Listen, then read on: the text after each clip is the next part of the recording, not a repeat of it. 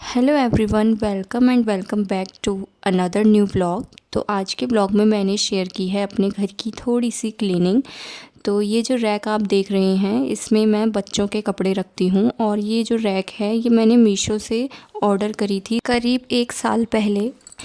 तो बीच में ये एक बार भी साफ़ नहीं हुई है, ना ही इसका कवर मैंने धोया। तो कल जो है मैंने इसका कवर वॉश किया था और ये सूख चुका है। तो मैंने सोचा इस पे कवर लगाने से पहले मैं सारे कपड़े हटाकर एक बार इसकी अच्छे से साफ़ सफाई कर लेती हूँ, क्योंकि रैक के ऊपर कवर था लेकिन फिर भी धूल मिट्टी से ये काफ़ी गंदी हो गई थी। तो मैंने यहाँ इसको अच्छे से साफ़ कर लिया है और इसके बाद जो है मैं कवर लगा लूँगी इसमें बाद में। तो अभी ये अच्छे से साफ़ हो गया है, तो इसको मैंने साइड में अभी रख दिया है ऐसे ही। और ये जो विंडो है, इसकी सफाई कर लेती हूँ।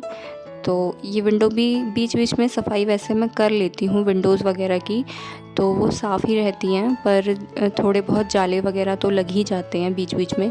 तो इसीलिए मैंने सोचा कि इसके साथ मैं विंडो भी कर देती हूँ साफ़।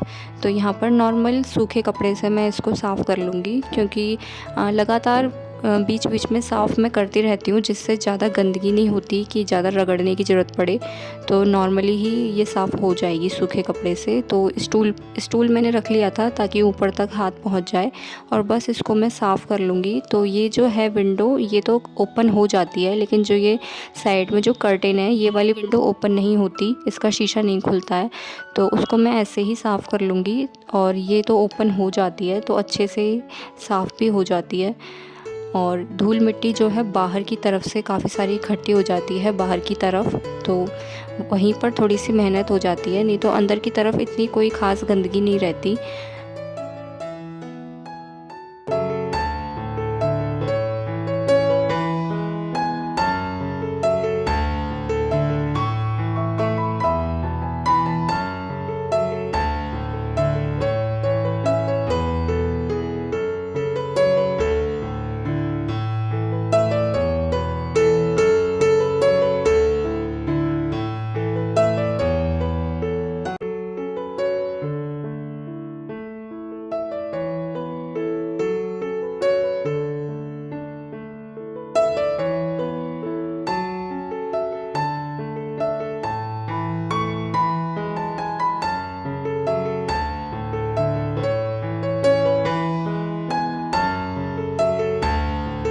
तो यहाँ पर थोड़ी सी मेहनत करने के बाद मेरी विंडो अच्छे से साफ़ हो गई है, और मुझे यहाँ पर कॉलिन की भी ज़रूरत महसूस नहीं हुई, इसीलिए मैं कुछ भी यूज़ नहीं कर रही हूँ कॉलिन वगैरह, ये ऐसे ही साफ़ हो गई है।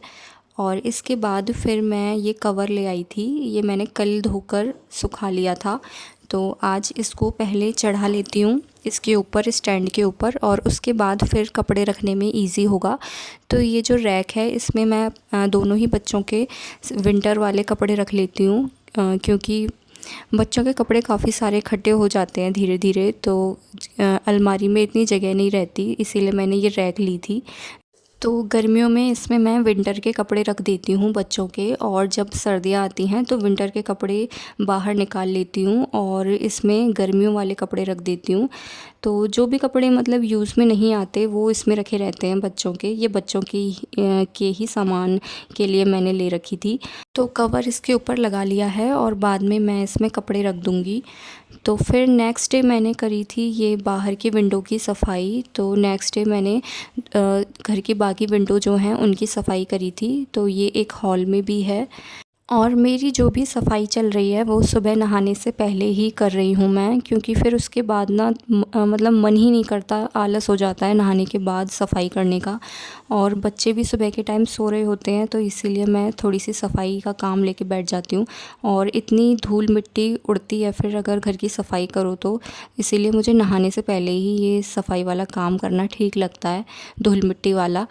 तो ये बाहर की विंडो भी काफ़ी गंदी हो गई थी, तो पहले जो भी इस पर सामान रखा हुआ था ऊपर की तरफ वो मैंने हटा लिया था, और स्टूल पे चढ़ के मैंने उसको साफ़ कर लिया था। और इसके बाद ये जो विंडो है ये बाहर की तरफ खुल जाती है बालकनी में, तो इसकी सफाई बहुत अच्छे से हो जाती है।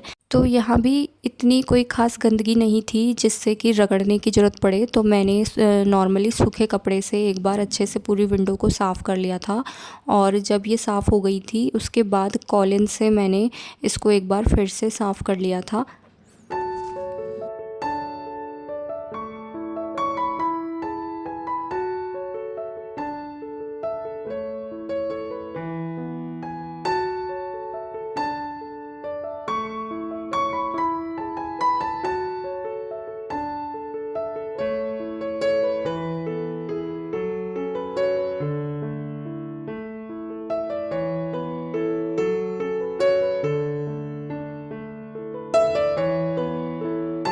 और अब बारी आती है अंदर वाले रूम की विंडो की। तो ये दूसरा वाला रूम है, इसमें भी विंडो है, तो इसमें पर्दा भी लगा हुआ है। तो इसका जो पर्दा है वो पहले मैंने हटा लिया था, और ये जो कर्टेन है ये भी बहुत गंदी हो गई थी, तो इसको भी मैं धोने के लिए डाल दिया है। इसको धो लूँगी और जब ये सूख जाएगी तब इसको दोबारा से लगा दूँगी पर्दे को। तो फ़िलहाल कर्टेन हटा दी है और इसके बाद ऊपर से सफाई का काम शुरू कर दिया है। तो ये विंडो बिल्कुल सेम दूसरे वाले रूम के विंडो जैसी है। तो इसका ये वाला हिस्सा बाहर की तरफ खुल जाता है और जो दूसरा वाला है वो नहीं खुलता, उसे मुझे ऐसे ही साफ़ करना पड़ेगा। तो ये वाली विंडो सबसे ज़्यादा गंदी थी बाकी तीन विंडोज़ में से। तो इसमें मुझे थोड़ा सा टाइम लगा और इसमें इतनी ज़्यादा धूल मिट्टी इकट्ठी हो गई थी, क्योंकि इसका जो पर्दा है वो हमेशा ही लगा रहता है। इसका पर्दा खोलने की हमें ज़रूरत ही नहीं पड़ती, इसीलिए ये विंडो साफ़ भी बहुत कम हो पाती है। इसीलिए इसमें इतनी धूल मिट्टी थी कि मुझे मुंह पर मतलब फेस पर हैंकी रखना ही पड़ा। पहले मैं सोच रही थी दुपट्टा बांध लूँ, लेकिन फिर मेरे से ना काम नहीं होता दुपट्टा बांध के शायद, तो इसीलिए मैंने बस ऐसे ही हैंकी रख लिया। लेकिन इसमें बहुत धूल मिट्टी उड़ रही थी, और ज़्यादा धूल मिट्टी वाले काम बिना मुंह पर हैंकी वगैरह रखे नहीं करने चाहिए। तो ये वाली विंडो बहुत गंदी हो गई थी, मतलब वैसे कुछ खास इतनी गंदी नहीं थी कि इसमें कुछ रगड़ा रगड़ी करने की ज़रूरत पड़े या कॉलिन लगाने की ज़रूरत पड़े। नॉर्मल जो धूल मिट्टी उड़ती रहती है और वही इकट्ठी हो जाती है, तो नॉर्मल धूल मिट्टी वाली ही गंदगी थी, जो कि मैंने सूखे कपड़े से साफ़ कर ली। 2 बार सूखा कपड़ा जो है मैंने चेंज किया था और उसी से ये अच्छे से साफ़ हो गई थी। और बाकी ऐसी कोई ख़ास गंदी नहीं थी, यही था कि धूल मिट्टी बहुत थी जो इस पर इकट्ठी हो गई थी। तो ये विंडो भी मेरी साफ़ हो गई और इसको मैं वापस लगा देती हूँ, और इसका जो कर्टेन है उसको मैं वॉश करने के लिए डाल देती हूँ। और बस ये वीडियो इतनी ही है, बाकी जो क्लीनिंग की वीडियोस हैं वो अभी आती रहेंगी। तो मेरे लिए कोई सजेशन हो तो प्लीज़ कमेंट करना, और ये वीडियो कैसी लगी मुझे कमेंट करके बताना। तो मिलते हैं नेक्स्ट वीडियो में, तब तक के लिए बाय।